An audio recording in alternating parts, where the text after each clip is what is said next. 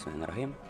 Assalamualaikum warahmatullahi wabarakatuh. Perkenalkan, nama saya Marfa Rafindra Dio Putra dengan NIM 2200481 dari Ilmu Komputer C2 2022.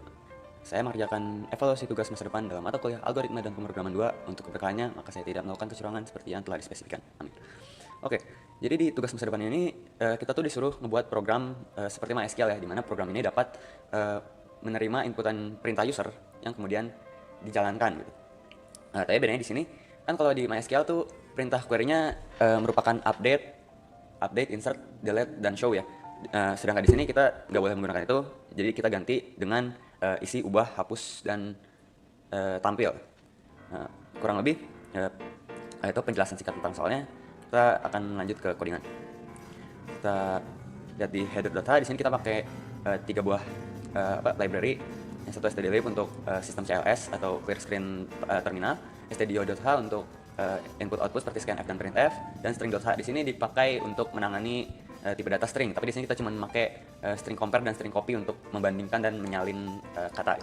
Karena untuk pengaksesan kata pada inputan string kita bakal menggunakan mesin kata yang telah kita buat. Terus di sini ada variabel type def atau variabel tipe bungkusan untuk menampung data setiap record pada tabel atau sequential file yang kita punya. Di mana sequential file yang saya bikin di sini adalah tabel pegawai dan tabel barang. Kita lanjut. Di sini ada prosedur start, increment, dan EOP. Di sini ada dua. Prosedur dan fungsi ini fungsinya untuk memulai mesin kata, melanjutkan pengecekan ke kata berikutnya, dan EOP untuk membatasi string untuk end of paragraph-nya atau si titik komanya.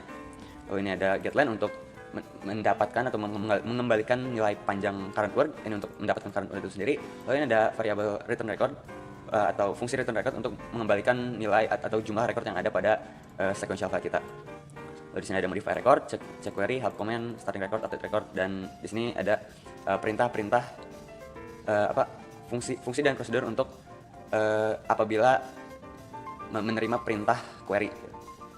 Kita lanjut main. Di sini ada NTI untuk iterator, type dan query untuk menampung perintah yang kita inputkan. Lalu di sini ada variabel atau array data dan data 2, fungsinya untuk menampung record-record yang terdapat pada sequential file kita. Lalu di sini kemarin tuh kepikirannya maksudnya biar data pada variabel type def-nya dikosongin dulu, baru masukkan data yang ada di sequential file ini. Lalu di sini ada welcome message. Lalu di sini ada starting record. Starting record ini maksudnya sebelum kita melakukan manipulasi data atau perubahan data saat kita input perintah, kita udah tahu record awalnya tuh ada berapa dan disalin dulu tuh ke variabel type def di sini. Lalu di sini kita input perintah kita. Kalau misalkan perintah kita bukan help dan bukan exit command, dia bakal masuk ke modify record untuk diperiksa query apa sih yang mau dijalanin gitu. Lalu kita andai katalah kita masukkan perintah isi pegawai P01 nama pegawai gitu. Lalu di sini ada prosedur modify record yang akan mengecek pada kata pertama di string itu merupakan query atau perintah apa. Kalau misalkan isi, dia akan memanggil prosedur untuk mengisi record. Kalau untuk ubah, dia akan memanggil prosedur untuk mengubah record. Jika hapus, dia bakal memanggil prosedur untuk menghapus. Tampil, dia bakal menampilkan tabel beserta record-recordnya. Tapi kalau tidak dikenali, dia akan masuk ke error handling dan menambahkan jumlah variabel error handler gitu. Terus kan tadi di awal ada starting record. Nah, di starting record tuh dia menghitung jumlah itu kan tadi starting record. Nah, di sini dia membaca file yang ada file 2 tabel ini. Terus di sini ada 3 dan 2. Ini tuh 3 dan 2 itu mengacu kepada jumlah kolom gitu. Kan ini 3 tuh. 3 tuh maksudnya di tabel barang dia ada 3 kolom atau 3 parameter, di mana parameter itu kode barang atau primary key-nya, terus nama barang dan jenis bahan dan harga barang. Tapi kalau di pegawai cuma 2, makanya di sini ada selama kolomnya sesuai dengan itu, dia bakal terus menambahkan jumlah record awalan gitu. Kalau untuk update recordnya, dia bakal mengupdate atau memperbarui record pada tabel sequential file ini dengan cara menimpa ulang atau mengoverride data yang lama dengan data yang terbaru yang tersimpan pada variabel type def struct-nya itu. Jadi kalau misalkan kita memasukkan perintah, lalu dia masuk ke modify record. Di modify record ini dia bakal memanggil perintah berikutnya jika menemukan perintah query-nya gitu.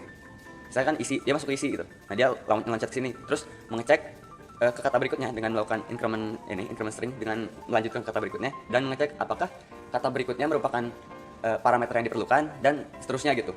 Dia bakal terus mengecek ke kata berikutnya dan mengecek parameter-parameter berikutnya. Begitu pula dengan perintah-perintah yang lainnya seperti ubah, hapus, dan tampil. Lanjut. Di sini ubah, dia mengubah dengan apa? Dia mencari yang primary key-nya sama atau kode barang atau kode pegawai yang sama, lalu dia mengubah si datanya dengan parameter yang terbaru gitu. Lanjut. Ini untuk menghapus. Nah, kalau dihapus tuh sama juga, dia bakal mencari data dengan record yang primary key-nya atau kodenya sama. Nah, untuk di penghapusan ini diakalinya aku dengan menghapus si data-data yang ada di record itu gitu. Jadi misalkan kita mau menghapus record pegawai gitu. Nah, di sini pas udah ketemu record dengan kode itu, semua data-datanya itu dihapus. Jadi misalkan P02 mau kita hapus, jadi dihapus. Nah, jadi kan kalau misalkan dihapus gini, si jumlah recordnya tetap sama dan si record yang keduanya tuh ada tapi kosong gitu. Untuk biar si recordnya tetap berurutan tanpa ada si kosong ini, si record yang ada setelahnya itu atau indeks plus satunya dipindahkan ke record yang kosong itu. Bisa dilihat di sini kan J plus 1 terus disalin ke yang sebelumnya. Jadi kurang lebih si record yang ketiga itu kayak digeser ke atas gitu. Dan setelah dipindahkan gitu, si recordnya dikurangin di record min gitu. Jadi recordnya berkurang, jadi jumlah recordnya udah sesuai lagi gitu.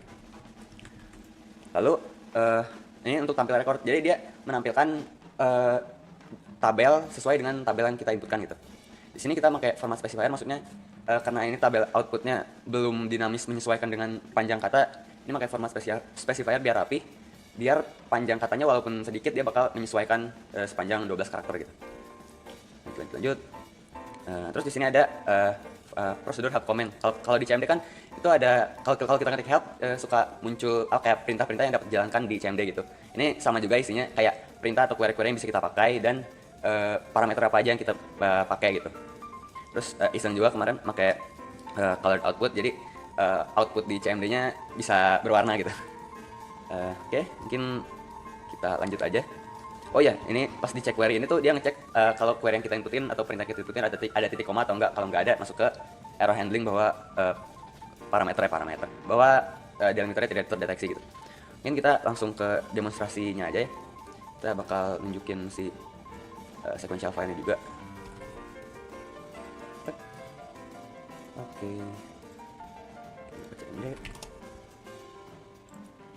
DC bintang DC kan nah dia udah masuk ke programnya. Aku udah nyiapin beberapa test case untuk mencoba ini. Ini ada test case untuk inputan biasa aja, apa untuk yang query-nya cuma satu, ini ngisi pegawai gitu. Tuh, masuk ke situ. Terus kita lanjut lagi, kita mau nyoba ngisi pegawai lagi. Bisa. Terus kita mau ngisi barang gitu. Bisa. Terus kita mau mengubah pegawai gitu. Berhasil berubah tuh si P04 nih. Lanjut, kita ubah barang, kita mau berubah ininya. Kita mau menghapus pegawai sama menghapus barang, ini bisa langsung aja sebenarnya. Tuh, barangnya berkurang gitu. Dia kayak tadi, dia ngehapus terus ngegeser si record yang ada setelahnya. Terus ini mau nampilin tabel dan isi-isinya gitu. Nampilin tabel. Terus ini ada test case yang buat query-nya 2 gitu. Jadi kalau isi ubah ini tuh dia bakal mengisi apabila record pada tabel itu belum ada, tapi kalau udah ada dia bakal mengubah gitu. Ini kalau misalkan kayak gini dia bakal mengubah yang P01 ini Marvel jadi Randy karena pegawai dengan record P01 udah ada gitu. Tuh, berhasil berubah gitu. Ini isi tampil, dia bakal ngisi dan menampilkan si ininya gitu. Berhasil kan dia masuk.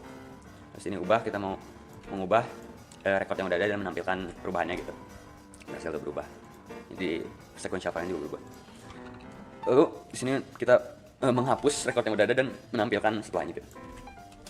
Itu kan yang awalnya ada jadi hilang. Nah, terus di sini ada buat ngecek error handling juga.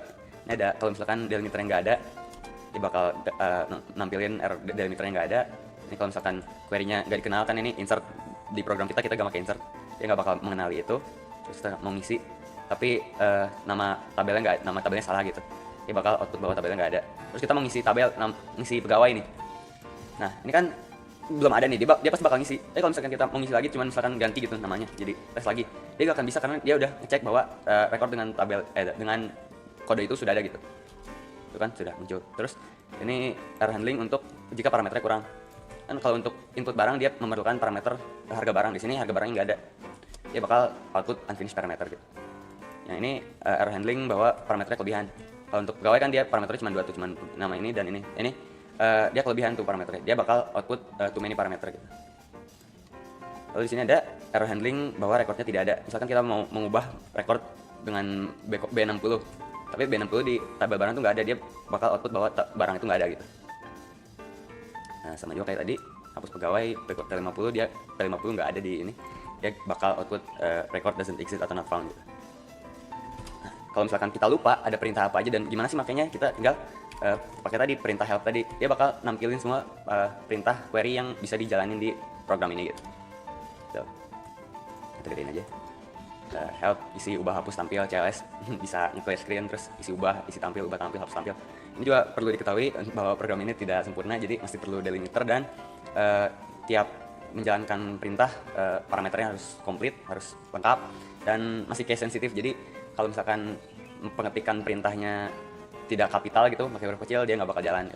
So, ini untuk parameternya dan ini buat exit command. Jadi kan tadi dia masih terus bisa masih bisa menerima inputan user, karena selama inputan user kita bukan ini, dia bakal terus memeriksa gitu. Jadi kalau misalkan kita tulis tadi jangan lupa bahagia hari ini, dia bakal exit keluar program dan keluar exit message. Mungkin segitu dari saya, mohon maaf bila ada kesalahan. Wassalamualaikum warahmatullahi wabarakatuh.